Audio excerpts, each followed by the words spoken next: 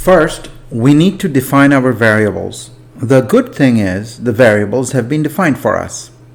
The box that we are thinking about or working on is x by x by y. Let's now talk about the primary equation. We're going to apply calculus to this equation. The primary equation is v equal to x squared times y. This is my primary equation.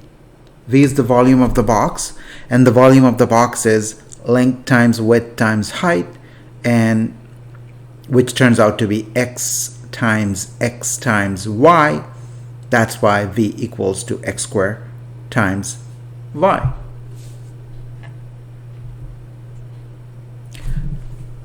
Let's now talk about the constraint. The constraint is given in the question, and it says the girth of the box is 108. Girth is simply the perimeter of the cross section of the box times the height of the box. This is the cross section of the box in green. Its perimeter will be 4 times x, and the height of the box is going to be y. That's why we have our constraint as 4x plus y equal to 108.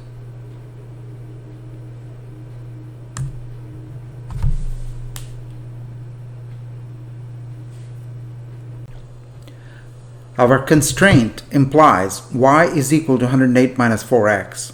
We're going to go back to our primary equation and replace y with 108 minus 4x, and we get v turns out to be x squared times 108 minus 4x, and if we do a little bit of algebra, we get v equal to 108 times x squared minus 4x cubed. And now if we find the derivative of v with regard to x, we get 206x minus 12x squared. That's what we get. Now, we need to find the value of x for which v is maximum. We're going to set up our equation as v prime is equal to 0. That would imply 206x minus 12x squared equal to 0. And we simply solve for x, and x turns out to be 18.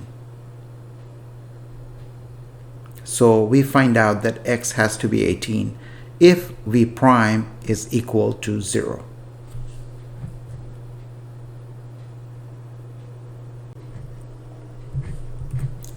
So if we replace x with 18, y turns out to be 36. This equation comes from our constraint.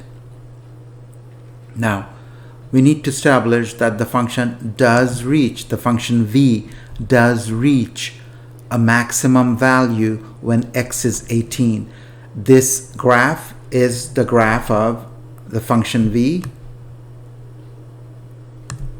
and it does seem to suggest that when x is 18, a maximum is reached right around here, and this is about 18.